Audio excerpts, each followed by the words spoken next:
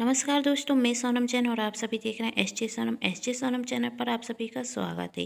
दोस्तों, आज की कहानी है अनचाहा विवाह भाग 8। यदि आप सभी को ये कहानी पसंद आए तो कर लीजिए चैनल को सब्सक्राइब और हाँ, पास में जो बेल आइकन का बटन है उसे भी ज़रूर प्रेस करें, क्योंकि उसी से मिलेगी आप सभी को मेरी आने वाली हर कहानी की नोटिफिकेशन।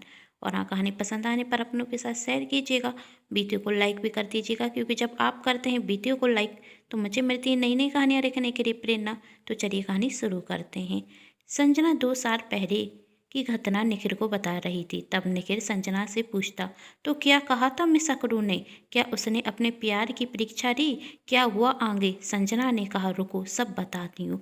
जब मैंने मिस अकरू से कहा कि क्यों नहीं ले रही थी तुम अपने प्यार की परीक्षा, क्या तुम्हें अपने प्यार पर विश्वास नहीं है? तो मिस अकरू ने मुझसे कहा, मुझे तो अपने प्यार पर पूरा विश्वास है, लेकिन तुम पर नहीं, और तुम्हारे कहने पर मैं अपने प्यार की परीक्षा नहीं दूंगी। और कहकर वही वहाँ से चली गई। मिस अकरू अपने रूम में चली गई और मैं अपने रूम में यहाँ के बाहर चक्कर काट रही थी।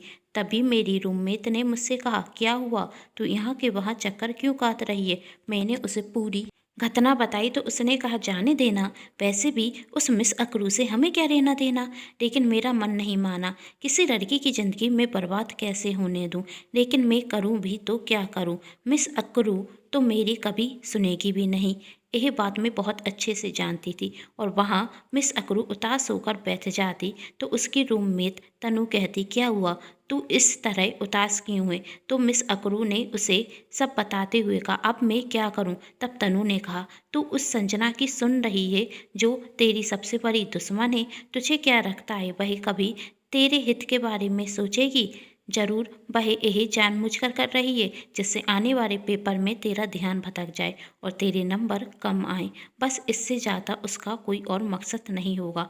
मिस अकरू ने कहा, तू सच कह रही है, मुझे भी इस सब के बारे में नहीं सोचना चाहिए। तनु ने कहा, मुझे तो यह समझ में नहीं आ रहा कि तू संजना की बात पर इतना गौर क्यों कर रही है?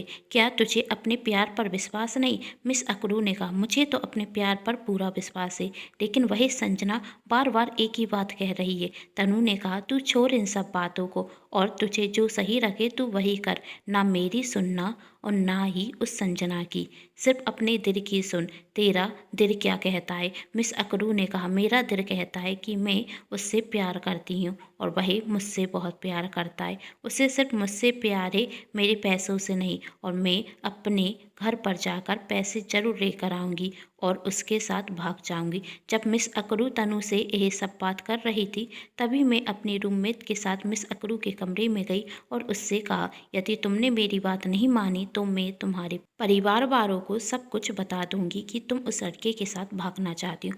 मिस अकरू ने कहा, धमकी दे रही हो मुझे? मैंने कहा, जो समझना है समझो, लेकिन मैं तुम्हें कोई गलत कदम नहीं उठाने दूंगी। मिस अकरू ने मुझसे हाथ जोड़ते हुए कहा, भगवान के लिए मेरा पीछा छोड़ दो। क्यों तुम मेरी खुशियों के पीछे पड़ी हो? आखिर इस सब में तुम्हें क्या मिलेगा? तब मैंने कहा, इसमें मेरा कोई फ़ायदा नहीं, लेकिन मैं तुम्हारे साथ कोई अन्याय भी नहीं होने दूंगी। तब तनु कहती है, आजकल तुझे मेरी दोस्त की बहुत चिंता हो रही है, लेकिन कल तक तो तू ही इसे पसंद नहीं करती थी ना, फिर आज इसकी इतनी चिंता क्यों कर रही है? मैंने कहा, वही बात अलग है और आज की बात अलग है। तनु ने कहा, ऐसा कुछ नहीं है, दरअसल तू इससे जलती है इसलिए यह सब कर रही है। मैंने कहा, ऐसा कुछ नहीं है। तनु ने कहा, यदि ऐसा कुछ नहीं है तो ठीक है, तुम्हारी तसल्ली के लिए मेरी दोस्त तुम्हारी बात मानेगी और अपने बॉयफ्रेंड से फ़ोन कर कर कहेगी कि वह अपने साथ पैसे लेकर नहीं आ सकती।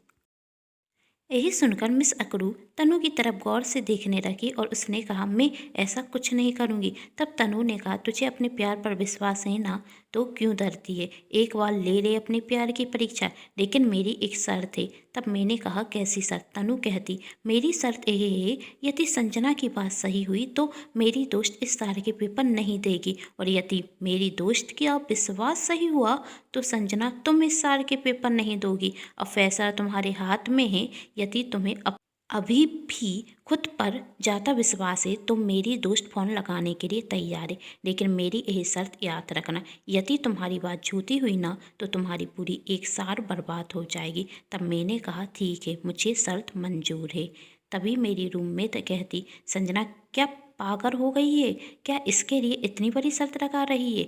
अपनी पूरी एक साल बर्बाद करेगी। हमें इन सब रफड़ों में नहीं पड़ना है, तू मेरे साथ चल। लेकिन मैं उसकी बात नहीं मानती और शर्त मंजूर कर लेती। और उसके बाद मिस अकरू अपने बॉयफ्रेंड को फ़ोन करती और तनु कहती, फ़ोन स्पीकर पर रखना, जरा संजना भी तो सुने, आखिर क्या कहने वाला है तेरा बॉयफ्रेंड। मिस अकरू ने फ़ोन स्पीकर पर रखा। सामने से उस लड़के ने फ़ोन उठाया और कहा, कैसी हो रॉन्ग नंबर। मिस अकरू ने कहा, मुझे तुमसे एक ज़रूरी बात करनी है। उस लड़के ने हैरानी से कहा, सब ठीक तो है, तुम इस तरीके से बात क्यों कर रही हो? मिस अकरू ने कहा, सब ठीक है, बस मैं तुमसे इतना कहना चाहती हूँ कि मुझ में इतनी हिम्मत नहीं कि मैं अपने ही घर पर चोरी कर सकूँ, और मुझ में इतनी भी हिम्मत नहीं कि मैं तुम्हें छोड़ सकूँ। इसलिए मैं तुमसे शादी तो करना चाहती हूँ, लेकिन अपने घर से पैसे चोरी कर कर नहीं भाग सकती। क्या इसके बाद भी तुम मुझसे शादी करोगी? यदि मैं अपने घर से पैसे लेकर नहीं भागी तो तुम मुझसे नाराज़ तो नहीं होगे? कहीं मुझसे शादी करने से मना तो नहीं कर दोगे? कुछ पल के लिए वही लड़का कुछ नहीं बोला। फिर मिस अकरू ने कहा, क्या हुआ, तुम शांत क्यों हो गए? हम सब उस लड़के के जवाब का इंतजार कर रहे थे। तो क्या जवाब दिया उस लड़के ने? निखिल ने संजना से पूछा। संजना ने कहा, उसने कहा, मैं तुमसे शादी क्यों नहीं करूँगा? तुम नहीं जानती तुमने यह बात कहकर मुझ पर कितना बड़ा एहसान कर दिया। रॉन्ग नंबर, जब तुमने कहा था कि तुम पैसे लेकर आओगी तो मुझे अच्छा नहीं लगा, लेकिन तुम चाहती थी इसलिए मैं तुम्हें मना भी नहीं कर सका। अब अच्छा हुआ कि तुम्हें समझ में आ गया कि मुझे तुम्हारे पैसों की कोई ज़रूरत नहीं। यही सुनकर मिस अकरू के चेहरे पर तो मुस्कान आ गई, लेकिन मेरे चेहरे का तो रंग उड़ गया। मुझे समझ में नहीं आया यह लड़का कह क्या रहा है। क्या सच में मैं गलत हूँ? और वही लड़का मिस अकरू से कहता, अच्छा है कि तुम अपने साथ पैसे लेकर नहीं आओगी। इससे कम मेरा प्यार तो साबित होगा कि मैं तुमसे कितना प्यार करता हूँ। यदि तुम अपने साथ पैसे लेकर आती तो लोगों को यही लगता कि मैंने तुमसे कभी प्यार ही नहीं किया। प्यार किया तो सिर्फ तुम्हारे पैसों से। लोग मेरे प्यार का मजाक बनाते, मुझे धोखेबाज कहते, लेकिन अब ऐसा कुछ नहीं होगा। तुम नहीं जानती तुमने यह सब कहकर मुझे कितनी बड़ी खुशी दी है। तब मिस अकरू ने कहा, मुझे तुमसे यही आशा थी। अच्छा, मैं तुमसे बाद में बात करती हूँ, कहकर मिस अकरू फ़ोन रख देती और मुझसे कहती, लो अब तो तुम्हें विश्वास हो गया होगा ना कि मेरा बॉयफ्रेंड मुझसे सच्चा प्यार करता है, या और कोई सी परीक्षा देना बाकी रह गया है उसकी। मैं शांति से खड़ी हुई मिस अकरू की बातें सुन रही थी और मेरे पास कोई जवाब भी तो नहीं था उसे देने के लिए। मैं गलत साबित हो चुकी थी और इसकी सज़ा मुझे चुकानी थी अपनी एक साल बर्बाद कर कर।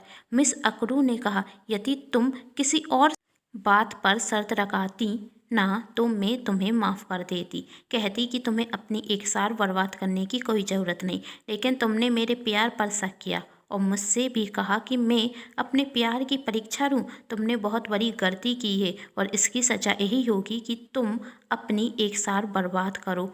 आखिरी में कहा, अब जाओ यहाँ से। बेशर्मी की भी हद होती है, तुम दोनों अभी तक यहाँ पर खड़ी हो। मिस अकरू ने चिल्लाते हुए कहा। हम दोनों वहाँ से अपने कमरे में आ जाते और मेरी रूममेट मुझसे गुस्से में कहती, तुझे क्या ज़रूरत थी शर्त लगाने की? अब एक साल बर्बाद हो गई ना तेरी। मैं तो कहती हूँ तुझे ऐसी शर्त मानने की कोई ज़रूरत ही नहीं है। वह मुझसे गुस्से में ना जाने क्या क्या कहती जा रही थी, लेकिन मैं सिर्फ यही सोच रही थी, क्या सच में मैं गलत थी? तब मेरी रूममेट ने कहा, तू सोच क्या रही है? मैंने कहा मिस अकरू के बारे में, तो वह मुझसे गुस्से में मैं कहने लगी, अभी भी तुझे उसकी परवाह है? तू मेरी बात ध्यान से सुन, तू अपनी एक साल बर्बाद नहीं करेगी और पेपर देगी। मुझे तो ऐसा लगता है कि साजिश उस मिस अकरू के साथ नहीं तेरे साथ हो रही थी।